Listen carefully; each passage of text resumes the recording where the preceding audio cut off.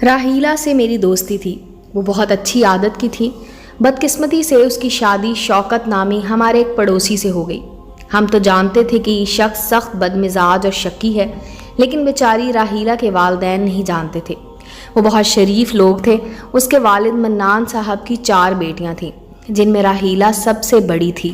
ایک عزت دار اور سفید پوش آدمی کو جو رزق حلال پر گزارا کرتا ہو، اپنی جوان سال بچیوں کی شادی کی فکر دن رات ستاتی ہے۔ ان کے ایک واقف کار نے شوکت کا رشتہ بتایا۔ شوکت کی پہلی بیوی چلی گئی تھی اور وہ اب دوسری شادی کا متمنی تھا۔ وہ ایک سرکاری محکمے میں کلرک تھا۔ بوڑھے والدین اور 2 چھوٹے بھائی جو کالج میں زیر تعلیم تھے وہ بھی ساتھ رہتے تھے۔ اس کے گھر کے باقی سبھی افراد ٹھیک تھے، یعنی محلے والوں کو ان سے کوئی شکایت نہ تھی، مگر شوکت کے اکھڑ پن کے باعث جو اسے دیکھتا کترا کر نکل جاتا تھا۔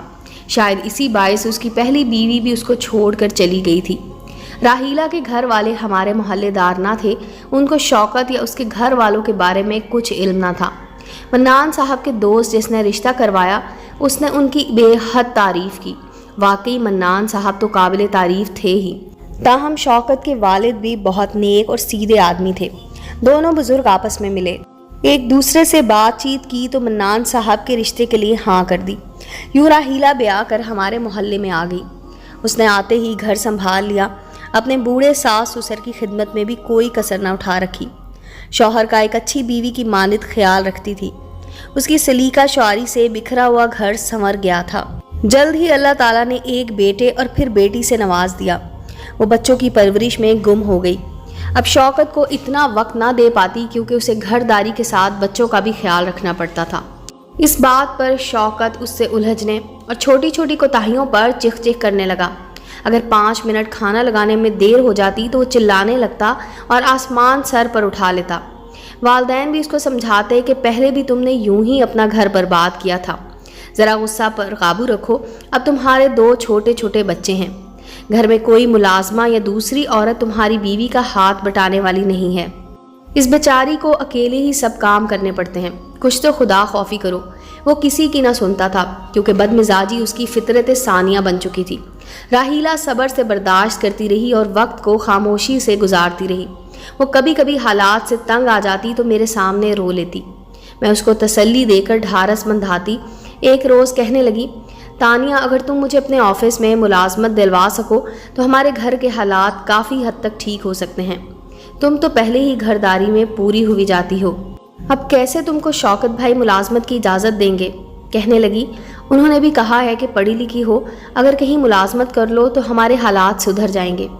بچوں کو ان کی دادی سنبھال لے گی، وہ اب ان کو سنبھال سکتی ہیں کیونکہ بڑے ہو گئے ہیں۔ حالانکہ راحیلہ کا بیٹا 5 برس کا اور بیٹی ابھی صرف 4 سال کی ہوئی تھی۔ دراصل شوکت کی تنخواہ کم ہے، اوپر سے بچوں کا خرچہ اور پھر مہنگائی بھی بڑھتی جا رہی ہے۔ کبھی کبھی ان کو اوور ٹائم بھی کرنا پڑتا ہے، اس لیے روز بروز چڑچڑے ہوئے جا رہے ہیں۔ اگر میں بھی ملازمت کرنے لگوں تو ہم کچھ کاموں کے لیے ایک جز وقتی ملازمہ بھی رکھ سکتے ہیں۔ راحیلہ گریجویٹ تھی، لہٰذا میں نے اس سے کہا کہ میں آفس میں مینیجر صاحب سے بات کروں گی، اگر ضرورت ہوئی تو شاید تم کو ملازمت مل جائے۔ میں نے مینیجر صاحب سے بات کی۔ چند دنوں بعد ہماری ایک کولیگ لڑکی نے ملازمت چھوڑ دی تو مینیجر صاحب نے مجھے بلا کر کہا کہ جس خاتون کے لیے تم نے ملازمت کے لیے کہا تھا اس کی اسناد کی نقول اور CV لے کے آنا۔ ہمیں ایک خاتون کی ضرورت ہے، انٹرویو کے لیے بلائیں گے۔ میں نے راحیلہ کے گھر جا کر بتایا۔ وہ بہت خوش ہوئی اور اپنے کاغذات میرے حوالے کر دیے۔ مینیجر صاحب نے 2 روز بعد راحیلہ کو آفس آنے کا کہا۔ اس کا مختصر سا انٹرویو لیا اور تقرر نامہ تیار کرا دیا۔ راحیلہ پر اب دوہری ذمہ داری تھی۔ ہمارے آفس کی چھٹی 5 بجے ہوگی اور ہم تقریباً 6 بجے گھر پہنچ پاتے تھے۔ اس کے بچے دادی جانے کیسے سنبھالتی تھی۔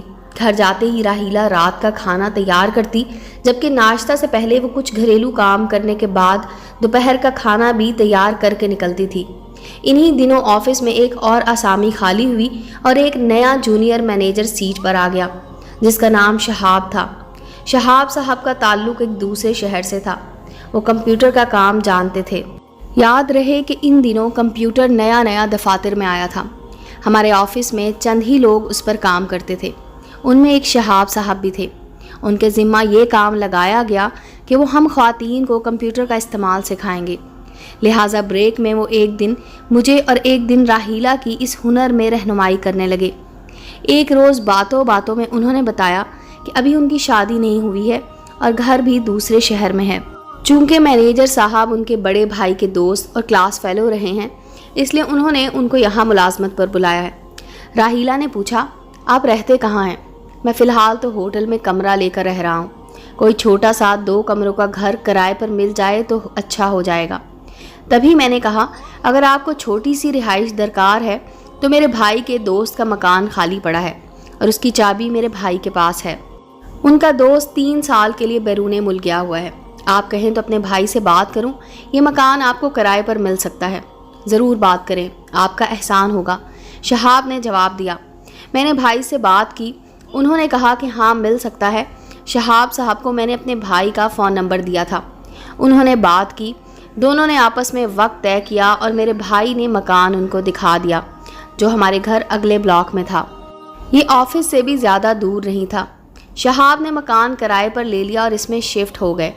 چھٹی کے وقت کبھی تو راہیلہ میرے ساتھ واپسی پر گھر آ جاتی اور کبھی جب اس کا کوئی بچہ بیمار ہوتا تو مینیجر صاحب کو مجبوری بتا کر وقت سے گھنٹہ آدھا گھنٹہ پہلے چھٹی لے کر گھر چلی جاتی، لیکن وہ اپنا کام پورا کر کے جاتی تھی۔ اس روز بھی اس کا بیٹا بیمار تھا، اس نے چھٹی لی اور جلدی گھر جانے کو ہوئی۔ تبھی شہاب نے کہا، راہیلہ اگر برا نہ مانو تو میں تم کو تمہارے گھر کے پاس چھوڑ دوں، کیونکہ مجھے بھی آج جلد جانا ہے۔ میرے والد صاحب خانیوال سے آ رہے ہیں۔ وہ شہاب صاحب کے ساتھ ان کی گاڑی میں چلی گئی۔ بدقسمتی سے شوکت اسی وقت دفتر سے گھر آ رہا تھا، کیونکہ وہ 4 بجے اپنے آفس سے گھر پہنچ جاتا تھا۔ بیوی کو گاڑی سے اترتے دیکھ لیا۔ بس پھر کیا تھا کہ ایک غلطی جو راہیلہ سے سرزد ہو گئی تھی ناقابل معافی تھی۔ مانا کہ اس کی غلطی تھی، لیکن لفٹ لینے دینے میں دونوں میں سے کسی کی بھی بدنیتی شامل نہ تھی۔ تاہم اس غلطی کی سزا تو ملنی ہی تھی۔ شوکت ایسا شکی شوہر بھلا کب اپنی بیوی کو معاف کر سکتا تھا؟ اس روز شوکت نے بیوی پر بہت سنگین الزام لگایا، اس پر بری طرح چلایا، کہا کہ تم ملازمت پر جانے کے بہانے یاروں سے ملتی ہو اور ان کے ساتھ آوارہ موٹروں میں گھومتی پھرتی ہو۔ اس کے بعد تو روز ہی شوکت بیوی سے جھگڑنے لگا، بات بے بات اس کی تذلیل کرتا اور آوارہ عورت کہتا۔ محلے والے بھی سنتے کہ شوکت بیوی کو عجیب القابات سے نواز رہا ہے۔ بات اڑتے اڑتے تمام محلے میں پھیل گئی۔ کسی نے کہا، نوکری کرنے کی کیا ضرورت ہے؟ تو کسی نے کہا کہ پڑھی لکھی بیوی کا یہی کردار ہوتا ہے۔ غرض جتنے منہ اتنی باتیں تھیں۔ حیرت تو یہ تھی، شوکت کی عادات اور جھگڑالو مزاج کو جانتے ہوئے بھی اکثر محلے دار اسی کے حق میں بات کرتے اور راہیلہ ہی کو غلط کہتے تھے، حالانکہ میں جانتی تھی کہ وہ بالکل بھی ایسی نہیں ہے۔ وہ صرف اپنے شوہر اور بچوں کے بارے میں ہی سوچتی تھی اور انہی کے سکھ کی خاطر اتنی محنت کر رہی تھی۔ اس نے تنگ آ کر شوہر سے کہا کہ اگر تم کو مجھ پر اعتبار نہیں ہے تو میں نوکری چھوڑ دیتی ہوں۔ ملازمت بھی تو میں آپ کی مالی پریشانیاں کم کرنے کے لیے کر رہی ہوں۔ ہاں چھوڑ دو ملازمت، شوکت نے کہا۔ مجھے ایسی عورت کی کمائی نہیں چاہیے جو اپنی عزت بیچ کر گھر لاتی ہو۔ راہیلہ نے اتنے سخت الزامات کی بچھاڑ سے گھبرا کر استعفیٰ دے دیا اور ملازمت چھوڑ کر گھر بیٹھ گئی۔ اس نے سوچا کہ خود کو اور اپنے معصوم بچوں کو تکلیف دے کر میں جس شخص کی معاونت کرنے کو کشٹ اٹھا رہی ہوں، جب وہی مجھے بدکردار ثابت کرنے پر تلا ہے تو کیوں نہ اپنے بچوں کے ساتھ گھر بیٹھ جاؤں۔ اس نے نوکری چھوڑی تو شوکت اور طیش میں رہنے لگا۔ اس کا رویہ بہتر نہ ہوا۔ اس نے راہیلہ پر عرصہ حیات تنگ کر دیا۔ اس کے چلانے کی آواز ہم تک آتی تھی۔ ایک روز شہاب نے پوچھ ہی لیا کہ مسز فہیم یہ تو بتائیے کہ راہیلہ نے کیوں نوکری چھوڑ دی؟ اسے تو ملازمت کی اشد ضرورت تھی۔ میں نے بتایا کہ آپ کی وجہ سے چھوڑی ہے۔ آپ نے اس روز کار میں اس کے گھر تک ڈراپ کرنے کا کہتے اور نہ یہ حالات بنتے۔ اس کا شوہر بہت غصیلا اور شکی آدمی ہے۔ اس نے راہیلہ کو گھر کے پاس آپ کی گاڑی سے اترتے دیکھ لیا تھا، تبھی سے اس کی زندگی اجیرن کر دی ہے۔ شوکت اب روز ہی اس کو گھر سے نکال دینے کی دھمکیاں دیتا ہے، اپنے والدین کے سمجھانے سے بھی نہیں سمجھتا۔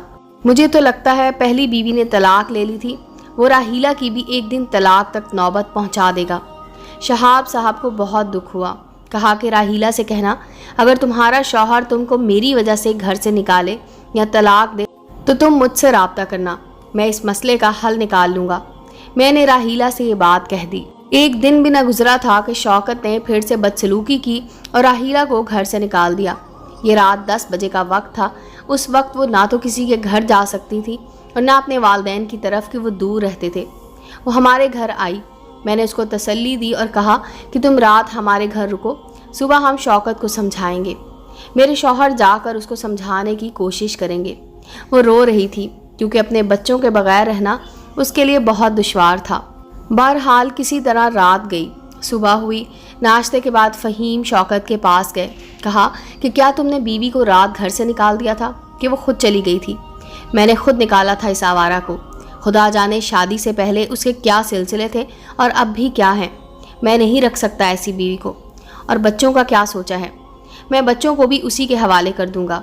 मेरी माँ बूढ़ी है, वो भला क्यों कर उनको संभाल सकती है। जब मेरे बच्चे बड़े होंगे तो मैं वापस ले लूँगा। ऐसे जवाबात ने मेरे शौहर को लाजवाब कर दिया। घर आकर मुझसे कहा कि ऐसे इंसान को समझाना बेकार है। अगर उसने राहीला को रख भी लिया तो इसी तरह उसकी ज़िंदगी अजीरन रखेगा। कोई इलाज नहीं है ऐसे आदमी का। हमने राहीला को उसके वालिदैन के घर छोड़ा। वो बेचारी रोती हुई चली गई, लेकिन उसको बच्चों के बगैर चैन कहाँ था। उसके वालिद दामाद के पास आए कि सुलह की कोई सूरत निकले। तब शौकत ने बच्चे भी सुसर को थमा दिए कि ले जाओ इनको भी। उन्होंने रो रो कर जीना हराम कर दिया है। मैं तुम्हारी बेटी को कागजात भेज दूंगा। वो बेचारे बच्चों को साथ ना लाए और घर चले आए। शहाब साहब को मुझसे ही पता चला कि राहीला ने वालिद को कहा कि अगर शौकत मुझे नहीं रखना चाहते तो आप मेरे बच्चों को तो ले आते। वो बोले, बेटी कुछ दिन बच्चे उन्हीं के पास रहने दो और सब्र से बैठ जाओ। अल्लाह ताला से उम्मीद है कि कोई अच्छा हल निकल आएगा। राहीला को सब्र ना आया। वो मेरे पास दफ्तर आई कि बच्चे मुझे ला कर दे दो। शहाब साहब बोले कि बच्चे तुमको आसानी से नहीं मिलेंगे। तुम्हारा शौहर बहुत टेढ़ा आदमी है। ताहम कोशिश कर लो, वरना मेरे पास आ जाना, मैं कोई हल निकाल लूँगा। राहीला ने हर तरह से कोशिश की कि शौकत उसको माफ़ कर दे या बच्चे उसको दे दे, मगर उसने ना माफ़ किया और ना बच्चे दिए। तब एक रोज़ वो ऑफिस आई, शहाब से मिली। उसने राहीला को कार में बिठाया। कहा कि दफ्तर में इतनी बातें नहीं हो सकती, तुम मेरे साथ घर चलो, सुकून से बैठकर बात करते हैं। तुम्हारे बच्चे तुमको मिल जाएंगे। वो उसके साथ उसके घर आ गई। शहाब ने राहीला को घर की बैठक में बिठा दिया क्योंकि 2 ही कमरे का मकान था, एक बेडरूम दूसरा बैठक, जिसका दरवाज़ा और खिड़कियां बाहर की तरफ थीं। शौकत के दिल में कोई बेईमानी न थी, लेकिन राहीला की हालत देखकर उसको इस औरत पर बहुत तरस आया। उसने कहा, रो मत। अगर शौकत ने तुमको बच्चे ना दिए या दोबारा घर नहीं ले गया, बच्चे ज़रूर तुमको मिल जाएंगे। इस तरह की तसल्लियाँ उसने राहीला को दी तो डूबते को तिनके का सहारा के मुसादिक उसने इसको अपना निजात दहिंदा समझ लिया। कुछ दिन बाद वो फिर छुट्टी के रोज़ मेरे पास आई। बच्चों की खैरियत दरियाफ्त की और जानते हुए शहाब की बैठक पर दस्तक दी कि इसका मकान ज़्यादा दूर न था। शहाब ने दरवाज़ा खोला, बैठक में उसे बिठाया। कहा कि अगर इतनी ही बेचैन हो तो जुर्रत करके अपने घर के अंदर चली जाओ। तुम्हारे सास, ससुर और देवर भी तो घर में हैं, वो तुम्हारा साथ देंगे। मुमकिन है कि शौकत दोबारा तुमको रख ले, वरना मैं अदालत से तुमको बच्चे दिलवाने में मदद करूँगा। शहाब ने तो उसके बच्चों के लिए बेकरारी देखकर ये कहा था। वो उसी वक्त बैठक से निकली और दोबारा शौकत के घर पहुंची। दरवाज़ा खुला था, वो अंदर चली गई। सास ने उसे बिठा लिया। उसने बच्चों को गले लगाया, प्यार किया। कहा, शौकत जो मुझसे सलूक करे, मारे पीटे, मगर मैं या तो बच्चों के पास यहाँ रहूँगी वरना अपने बच्चे लेकर जाऊँगी। उस रोज़ शौकत घर पर ना था, बस वो बच्चों के पास दिन भर रही। रात को वो आ गया। राहीला को देखकर आग बगोला हो गया। जब मैंने तुमको घर से निकाल दिया तो फिर क्यों आई हो? चलो निकलो मेरे घर से। क्या तुम बच्चे अगवा करने आई हो? गर्ज उसने दोबारा राहीला को घर से निकाल दिया। वो इस बार हमारे घर नहीं आई, फिर से शहाब के घर चली गई। उसको रुदात सुनाने के लिए दस्तक दी। वो बाहर निकला। राहीला को देखकर कुछ घबरा गया। कहा कि जानती हो मैं अकेला रहता हूँ, रात के वक्त तुमको नहीं आना चाहिए था। खैर आ गई हो तो अब अंदर आ जाओ, जो बात कहनी है बता दो। राहीला को उसने बैठक में बिठा दिया। वो बोली, जो तुमने कहा मैंने किया। सास ससुर मुझे वापस लाना चाहते हैं, मगर शौकत उनसे ज़ोर आवर है। अब बस अंधेरा है मेरी ज़िंदगी में, आगे की सब राहें बंद हैं। क्या करूं? वालिद भी बच्चों को लाने में कामयाब नहीं हुए। अच्छा तुम इस वक्त अपने वालिदैन के घर जाओ, یہ وقت میرے پاس آنے کا ہرگز مناسب نہیں ہے، بلکہ میں خود تم کو تمہارے والدین کے پاس چھوڑ آتا ہوں۔ صبح بات کریں گے۔ اسی وقت دروازے پر دستک ہوئی۔ یہ شوکت تھا جس نے راحیلہ کو گھر سے نکالا تو اس کا پیچھا کیا کہ کس کے ساتھ جاتی ہے، اور اب دیکھوں تو کہاں جاتی ہے۔ جب دیکھا کہ وہ اس مکان میں داخل ہوئی ہے جو اگلے بلاک میں سڑک پر ہے، اس نے محلے والوں کو اکٹھا کیا۔ ادھر شہاب نے اس خوف سے بیٹھک کا دروازہ بند کر دیا تھا کہ اس کا کوئی دوست اس سے ملنے آ جائے گا۔ شہاب نے پوچھا کون ہے؟ ایک نہیں بہت سے لوگوں کی آوازیں آئیں، دروازہ کھولو، جیسے لوٹ مار یا قتل و غارت کے لیے دروازہ پیٹ رہے ہوں۔ ان دونوں کی عزت جانے کے خوف سے بری حالت تھی۔ راحیلہ تو تھر تھر کانپ رہی تھی، جیسے باہر ایک مجمع ہاتھ میں پتھر لیے کھڑا ہو۔ شور بڑھنے لگا، دروازہ دھڑا دھڑ پیٹا جانے لگا۔ لگتا تھا کہ دونوں در کے پٹ اکھڑ کر ان کے سروں پر آ گریں گے۔ پٹوں کی چولیں بھی ہلنے لگی تھیں۔ بیٹھک کی ایک کھڑکی سڑک پر کھلتی تھی، اس کی در سے جھانکا۔ راحیلہ کو سامنے شوکت بہت سے لوگوں کے ہمراہ کھڑا نظر آ گیا۔ اب تو اس کا مر جانا یقینی تھا۔ ہائے رے عورت کی عقل، وہ اس وقت یہاں آئی ہی کیوں؟ کیا مایوسی نے مت مار دی تھی یا بچوں کی جدائی نے؟ جان سے زیادہ جب عزت کا خطرہ ہو، آدمی مر جانے کا ہی سوچتا ہے، مگر موت بھی کہاں اپنے بس میں ہوتی ہے۔ شوکت کو پہلے تو گھبراہٹ میں کچھ نہ سوچا۔ اچانک یاد آیا کہ اس کے بھائی کا ایک دوست یہاں DSP لگا ہوا ہے۔ اس نے بڑے بھائی کو فون کر کے فوری معلوم کیا اور پولیس آفیسر کو فون کر دیا۔ اس نے خوش قسمتی سے فون اٹھا لیا۔ اس سے پہلے کہ لوگ دروازہ توڑ ڈالتے، پولیس وین پہنچ گئی اور لوگوں کو پرے کیا۔ راحیلہ نے برقع اوڑھا ہوا تھا۔ پولیس نے ان کو تحویل میں لے لیا اور ساتھ لے گئی۔ لوگوں سے کہا جو معزز لوگ دعوے دار ہوں صرف وہی قریبی تھانے آ جائیں۔ تھانہ دور نہ تھا، سڑک پار تھا۔ جب تک لوگ پہنچے انہوں نے خاتون کو خواتین والے کمرے میں بٹھا دیا۔ شوکت نے کہا یہی وہ بدماش ہے جس نے میری بیوی کو ورغلایا ہے، میرا گھر برباد کیا ہے اور اب یہ رنگے ہاتھوں پکڑے گئے ہیں۔ انسپکٹر نے جواب دیا ٹھیک ہے، آپ کی شکایت بھی لکھتے ہیں، آپ نکاح نامہ اور شادی کے ثبوت لائیے۔ والدین موجود ہوں تو مرد و عورت دونوں کے باپ آئیں تاکہ تصدیق و شناخت ہو۔ خاتون پردہ نشین ہے، امکان ہے کہ ان شوکت صاحب کے پاس کسی کام سے آئی ہو اور کوئی مسئلہ درپیش ہو۔ جو قصوروار ہوگا ضرور انصاف ہوگا۔ یہ دونوں ہماری تحویل میں ہیں۔ آپ لوگ نقص امن کا باعث نہ بنے اور نہ قانون کو ہاتھ میں لیں۔